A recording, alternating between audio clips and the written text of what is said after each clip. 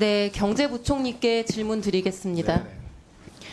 서울 아파트 공급 부족 얘기는 뭐 너도 나도 다 하는 얘기라서 더 말이 필요 없을 것 같습니다. 너무 잘 알고 계시죠? 네. 네, 좀 크게 답변. 네네. 네. 그 공급 부족의 심각성을 어느 정도로 보고받고 계십니까? 지금 사실은 이제 수도권 같은 경우는 이제 서울이요. 네, 서울 같은 경우도 자가주택 보유가 뭐 지금 70%도 안 되는 상황 아닙니까? 그래서 그러니까 이게 이게 공급이 계속 기존보다 10% 20% 줄어드는 그런 수준이 아니라는 네. 거는 인지하고 계시죠? 그렇네요. 네, 슬라이드 보여주세요. 서울은 최근 10수년간 연평균 3만 3천 세대 정도 수준으로 공급이 돼 왔고요. 올해도 한 평균 정도 수준인 3만 7천 세대가 공급될 예정입니다. 그런데 내년인 2026년에 18,000 세대로 떨어지고요. 올해의 절반이죠. 2027년에는 8,000 세대, 다시 그 전해의 절반이 되는 거고요. 2028년에 5,000 세대, 29년에는 1,000 세대로 급격히 감소하게 됩니다. 공급 물량이. 이런 구체적인 수치 보고받고 계십니까? 네네. 서울대 김경민 교수팀이 서울시내 모든 지구와 사업을 전수조사해서 발표한 데이터인데요. 보시면 내년 이후 매년 절반 이하로 급감을 해서 당장 딱 2년 후인 27년에는 올해보다 공급이 4분의 1 토막 이하로 떨어집니다. 그러니까 거의 뭐 절벽이 아니라 절멸 수준이라고 또 할 수 있을 것 같은데요.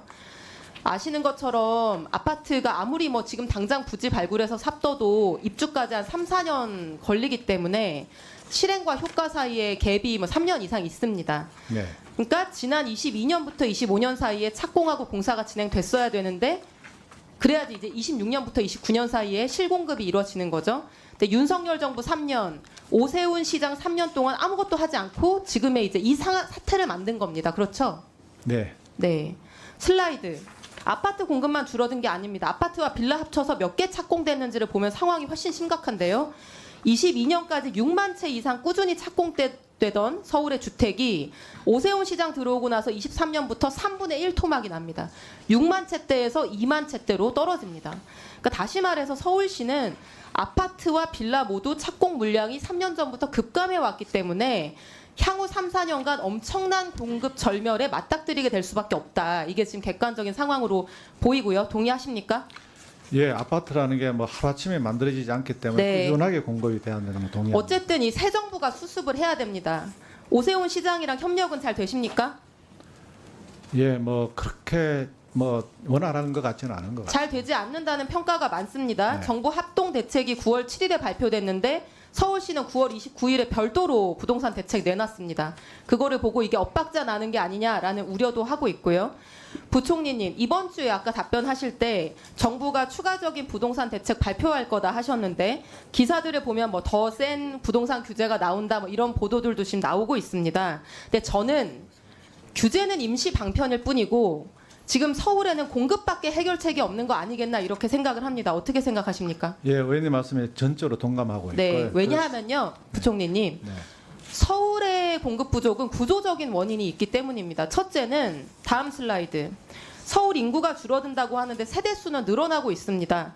보시는 것처럼 인구는 15년 동안 9.5% 감소했는데요. 비슷한 기간에 9.5% 세대 수는 증가했습니다. 소수 작은 가구들이 증가하고 있기 때문에 그러니까 중소형 주택 수요는 계속 늘어날 수밖에 없는 구조인 거죠. 그리고 서울에 살고 있는 사람들의 수요 외에도 인근에 대기 수요가 너무 많습니다. 서울로 들어오고 싶어하는 수요죠. 그렇기 때문에 경기도에 신도시를 짓는다고 이게 해결될 것도 아니고 대출 규제로 잡을 수 있는 것도 아니다. 그래서 제안을 드리는데 저는 서울에 있는 대형 공급 부지를 반드시 찾고 바로 활용하셔야 된다. 그 말씀을 드리고 싶고요. 일례로 용산 정비창 부지 아십니까? 네, 알고 있습니다. 네, 용산역과 용산공원에 붙어 있는 서울에서 가장 좋고 가장 넓은 입지입니다. 지금 정부가 고려할 수 있는 입지 중에 면적은 15만 평입니다. 잠실 야구장 20개가 들어갈 정도의 큰 부지입니다. 근데 서울시가 지금 여기를 국제 업무 지구로 개발하고 있는 거 아시죠? 예, 뭐 그런 계획을 가지고 있다는 네, 얘기는 이 들었습니다. 넓은 부지에 아파트 몇 채 들어가느냐?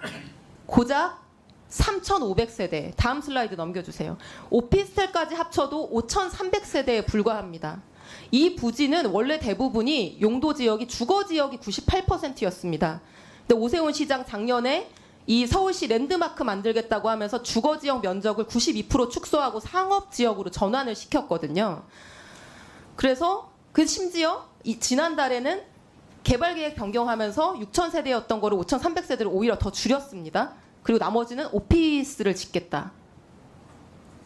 서울시에서 가장 좋은 땅, 가장 넓은 부지에 주거지역 없애고 오피스 단지 만든다고 하는데 정부가 손 놓고 있으면 안 되는 거 아닙니까? 부총리님? 예.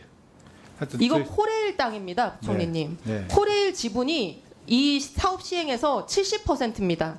정부가 의지를 가지면은 지금 이거 사업 계획을 틀 수 있는 상황입니다. 이번 주에 발표하는 공급 대책이나 정부가 고려하고 있는 내용 중에 이런 내용 들어가 있습니까? 이 내용은 한번 고려해 보시기 예, 바랍니다.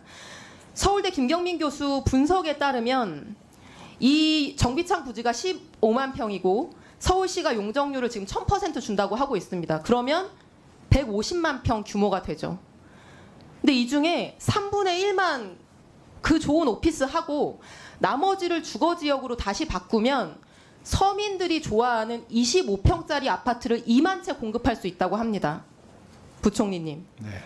27년부터 아파트 공급이 서울 아파트 공급이 뭐 십수년 만에 처음으로 10,000채 이하로 떨어지는데 이 단일 부지에서만 계획을 일부 변경하면 2만 채가 추가로 나오는 겁니다.